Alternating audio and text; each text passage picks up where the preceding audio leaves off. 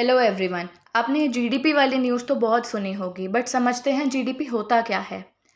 एक देश की सीमा में एक साल में जो भी गुड्स एंड सर्विसेज प्रोड्यूस होते हैं उनकी फाइनल वैल्यू को हम जीडीपी कहते हैं। अब यहाँ चार चीज़ें बहुत इंपॉर्टेंट है। पहली, पॉलिटिकल बाउंड्री।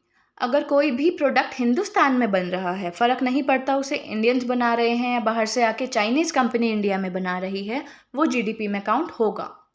दूसरी चीज़, जीडीपी हम एक साल के लिए कैलकुलेट करते हैं। तीसरी चीज़, गुड्स एंड सर्विसेज दोनों जीडीपी में कैलकुलेट होते हैं।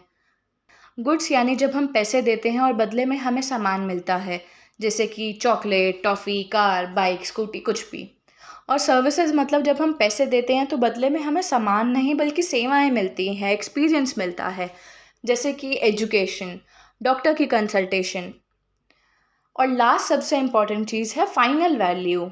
अब इन सभी गुड्स एंड सर्विसेज की फाइनल वैल्यू को हम जीडीपी में काउंट करते हैं। यानी अगर एक बिल्डिंग बनी है जिसकी कीमत 50 लाख है, तो हम इस फाइनल वैल्यू को जीडीपी में काउंट करेंगे, ना कि सीमेंट, रोडी या फिर जो भी चीज़ें बिल्डिंग बनाने में यूज़ हुई हैं उनकी वैल्यू को। तो अब आप समझ गए होंगे कि जीडीपी का मतलब किसी भी देश की पॉलिटिकल बाउंड्री में एक साल में प्रोड्यूस होने वाले गुड्स एंड सर्विसेज की final value. Thank you and जय हिंद।